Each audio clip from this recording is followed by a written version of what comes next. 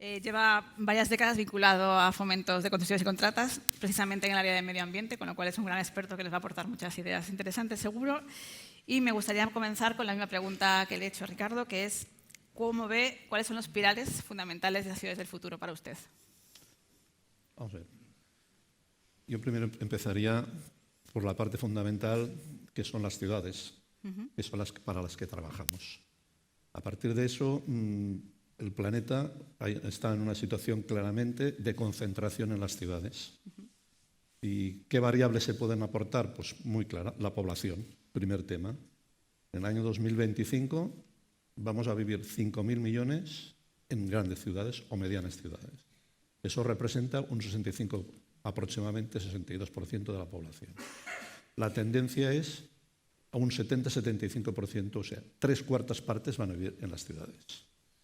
No solo esa variable, las ciudades al final se aposentan o se sitúan en una superficie y el 3% del planeta son para esas ciudades. O sea, era la relación. Dos variables más. Consumo de energía. Van a representar el 70% de la energía de consumo. Y cuarta variable, contaminación. Representan el 75% de efectos contaminación. Por lo tanto, a la pregunta yo creo que es evidente que es no fundamental, no imprescindible tener una actuación en las ciudades y en las medianas ciudades, que es donde realmente se hace el desarrollo de nuestros servicios urbanos. Y para eso están los servicios urbanos que precisamente tienen que dar un giro y un cambio hacia la transición más ecológica. ¿Cómo se hace esa transición? Bueno, yo también me gustaría comentar, vamos a ver, al final hay un concepto que ha nacido hace unos 15 años, que es el concepto de Smart Cities. Es un tema que en principio era un concepto muy ligado al tema principalmente de configuración informática, de plataformas, de telefonía, conectividad, pero eso yo creo que gracias a Dios está superado y se trata ya de conceptos bastante más amplios. Es decir, Smart City, ¿qué es lo que pretende? Evidentemente, la gestión de la ciudad. ¿Y la gestión de la ciudad dónde la situamos? Pues cómo gestionamos el espacio urbano, y ahí intervienen muchas cosas, qué tipo de edificios vamos a hacer, edificios inteligentes, edificios autosuficientes, este es un tema. ¿Cómo conectamos al ciudadano? Es otra de las partes. La conectividad es otro de los elementos que da mucha información al ciudadano y cómo gestionar y cómo actúa el ciudadano dentro de esas ciudades. Inteligencia artificial. Otro concepto es espacio, el espacio verde, la biodiversidad. Es decir, cómo hacemos a las ciudades más amables en este tipo de ciudades, con una grande concentración. Pensemos que cada vez más las ciudades se convierten en más cemento y eso hace más inviable la vida ciudadana. Por lo tanto, tenemos que buscar un poco de habitabilidad para el ciudadano, tema de espacios verdes. Movilidad, claramente, cuando hay concentración lo padecemos todos en las grandes ciudades.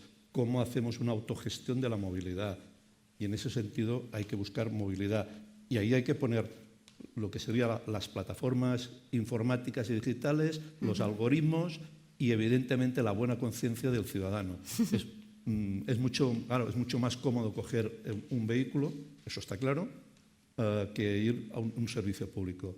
Yo lo hablo en el caso de Barcelona, que el área metropolitana pues, tiene problemas graves que además salen cada día, desgraciadamente, del tema de las cercanías. Hay otro, por ejemplo, que es otro eje que funciona perfectamente, que es el eje del Vallés Occidental, donde está mucho mejor gestionado el tema de la conexión. Por lo tanto, el tema de movilidad es otro de los temas. Y ahora aparece un elemento nuevo que no existía, que era todo el tema de la seguridad y el ciberataque. Nos han aparecido los piratas. Antes nos robaban de una forma, pues ahora aparecen otras situaciones que ponen en peligro la gestión de esas ciudades. Entonces hay que establecer toda una serie de elementos fundamentales en esa gestión. Y todo al final, ¿para qué? Pues para hacer unos servicios urbanos eficaces, eficientes, sostenibles y que den una solución integral. Es decir, el servicio urbano ya no es un prestatario de servicio, es un proyecto de ingenieril en el que das cobertura, evidentemente, a una prestación de servicios, pero además respondes a demandas que la sociedad te está planteando. Cambio climático, recuperación y valorización de economía circular, el tema social, y podríamos hablar de muchas más cosas. Es decir, por eso que es un tema integrador y de proyecto de futuro. Imagino que este proyecto integrador también está implicado en la hoja de ruta de 2050 que tienen en FCC Medio Ambiente, sí, que tienen unos objetivos bastante ambiciosos sobre muy enfocados en las ODS, los Objetivos de Desarrollo Sostenible. Si nos podría dar un poco a grandes rasgos cuáles son esta hoja de ruta que tienen. Bueno, el tema de los servicios urbanos era una situación de prestatario de servicios. Entonces, en un momento determinado, con mi equipo, nos planteamos claramente, dentro de nuestra empresa, establecer un plan de estrategia 2050. Evidentemente, hay muchas empresas, y hablo de las energéticas, que eso solo tenían establecido. Nosotros somos la primera empresa pionera en las que establecemos un plan estratégico a largo plazo, claramente diferenciándonos del resto. Porque nosotros, y así lo entendemos, nuestro liderazgo está claramente en dar respuesta a los retos que tiene la sociedad, como es el tema de la sostenibilidad, con el tema de la innovación. Es nuestro tema diferencial. Y tardamos un año en poder establecer ese plan estratégico en el que establecíamos claramente las medidas medioambientales, las sociales, las económicas, las de gobernanza. En el tema claramente económico, en el tema medioambiental, hay un objetivo claro, que es la neutralidad, que se quiere en el 2050. Pero para llegar a eso hay que establecer toda una hoja de ruta. ¿Y cómo lo hacemos? Sobre todo aplicado al tema de movilidad urbana.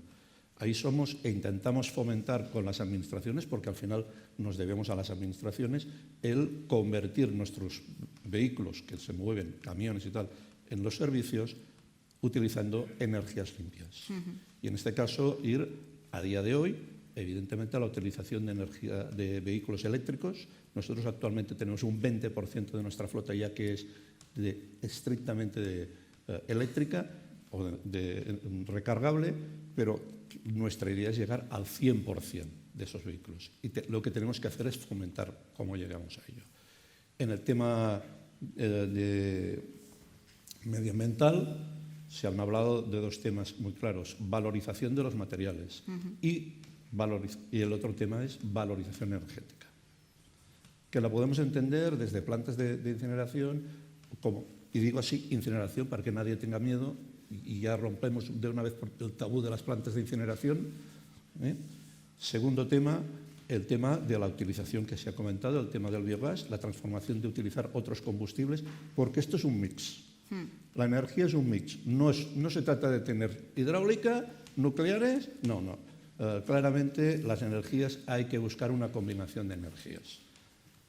El tema de la valorización de materiales hay que buscar cómo no solo recuperarlos, sino cómo los vuelvo a introducir en los ciclos de vida y conseguir que las industrias reutilicen en el tema. En el tema social, apunto empleo, claramente empleo estable. Nosotros tenemos un 85% de nuestro empleo es estable, lo cual demuestra, yo creo, elementos diferenciales. ¿Qué más? Establecer una carrera profesional. Es decir, nuestros trabajos que parecen tan básicos, yo creo que se ha apuntado antes, hay una evolución claramente de formación y eso se está demostrando día a día. En el tema de gobernanza, pues está claro, el tema de código ético, el tema de compliance, el tema de ser respetuosos, evidentemente, con todo el tema legislativo. ¿Y esto cómo es un impacto hacia 2050? ¿Cómo lo miden? ¿Lo van midiendo según...? Correcto. Nosotros, claro, si cuando tú estableces un tema a largo plazo, como no te establezcas a corto o medio plazo, pues te pierdes. Entonces tenemos establecidos unos planes de acción trianuales y ahora estamos precisamente en el plan 2024-2026 que hemos acotado al respecto. Y viendo claramente, por poner algún ejemplo, el tema de las plantas de valorización, plantas de residuos, el 44% de nuestro consumo energético es con producción directa nuestra. ¿Vale? Y nuestra idea, claramente, es lo que no se llega es a través de energías renovables. Nosotros tenemos que tener claro que dentro de nuestras plantas tenemos que ser autosuficientes al respecto. Es un ejemplo del tema de... Y hablaba antes de la descarbonización, que es otro de los retos de las ciudades. ¿Qué se necesita para implementarlo y desarrollarlo? Aparte, he hablado de vehículos eléctricos. ¿Cuáles son aquellas tecnologías o objetivos que tienen que implementarse? Bueno, el tema de descarbonización yo creo que es un eje transversal y un eje claramente marcado dentro de la sostenibilidad. ¿Qué se busca la descarbonización? La reducción de la huella de carbono, evidentemente. El primer tema que tienes que establecerte es, que es lo que se hizo en nuestro caso, es medir esa huella de carbono. Es decir, si yo no sé dónde estoy, difícilmente voy a poder marcarme qué indicadores o qué objetivos me marco. Es lo primero que se hizo en Fomento. Fuimos los primeros que establecimos el cálculo de nuestra huella de carbono en los servicios urbanos. Y a partir de ahí nos marcamos el objetivo de cómo reducir, cómo evitar y cómo compensar la huella de carbono. El siguiente paso es cómo me financio. Se apuntó. Pues nosotros fuimos pioneros en conseguir financiación externa hace 4 años con el primer bono verde lanzado y que tuvimos un gran éxito. Y lo que podemos decir, hubo 4 veces demanda de la presentación en el mercado europeo. Yo participé, en este caso, en bolos que estuve en Londres, en París, en Frankfurt, y conseguimos una demanda y a un sistema de financiación. Y estamos hablando de 1.100 millones que conseguimos en esa operación. Pero es que recientemente hemos conseguido, en este caso concreto, en el mes de diciembre, renovación parcial, y hemos introducido un concepto que la Unión Europea ha planteado, que es la taxonomía.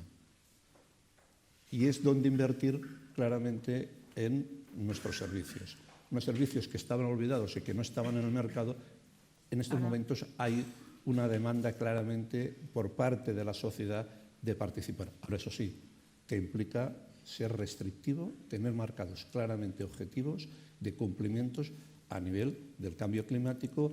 El tema del biogás, por ejemplo, es otro de los temas que preocupa muchísimo en estos casos. Tú tienes que ver cómo recuperas ese biogás de los vertederos, que es uno de los elementos más contaminantes que hay a nivel, y qué haces con él. Evidentemente hay que recuperarlo para obtener energía o bien combustible, que se ha planteado anteriormente, con transformaciones, e incorporarlo dentro de la red. Que también tiene un coste. Bueno, pero es que...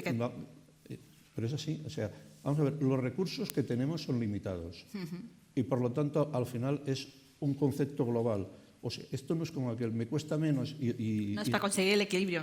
Por lo tanto, tienes que establecer un equilibrio, claramente, pero ese equilibrio tenemos que darnos cuenta es que los recursos son muy limitados. Y por lo tanto, lo que hay que intentar es utilizar los menos recursos primarios y utilizar más los recursos secundarios, porque el planeta, y eso está comprobado, está sobreexplotado a nivel de recursos o materias primas primeras. Sí, en España este año nos hemos agotado todos los recursos por las noticias que hemos visto estos días. También hablamos de la recogida selectiva de residuos urbanos desde FCC Medio Ambiente, donde considera que están los principales obstáculos para avanzar en este ámbito de los residuos. Volvemos a un poco, precisamente la semana pasada, y hay gente que ha estado, estuvimos en una feria que es la feria IFAC en Múnich.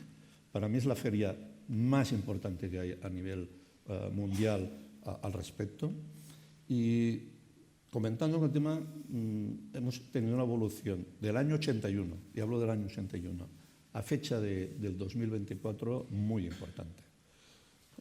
Año 81 estábamos con una recogida del bolseo. Esto es la realidad, bolsa única, no había más.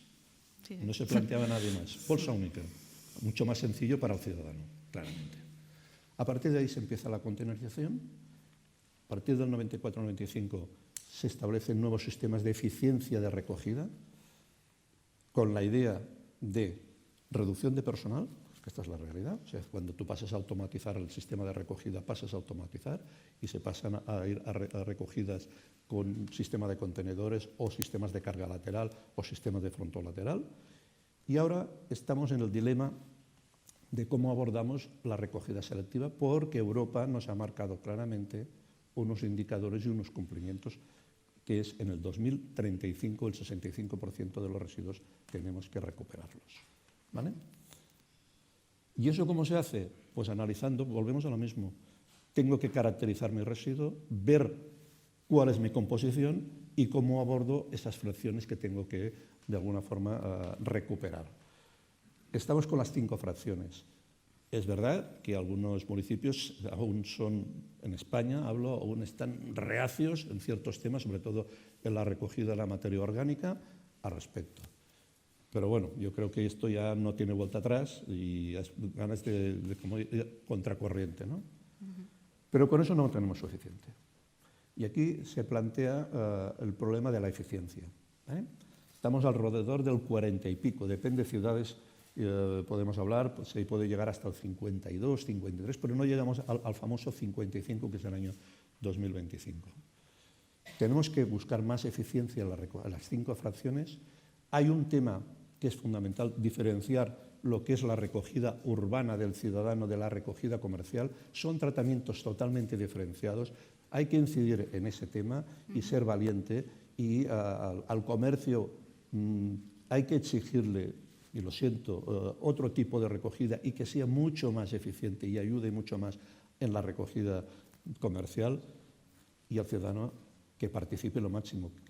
Yo entiendo que al ciudadano se le ha complicado la vida, porque esta es la realidad, o sea, de tener una bolsa, tener 5 fracciones con todo eso lo que representa y separar. También hay que analizar muy bien cómo se le reducen las frecuencias, que es otro de los problemas que hay.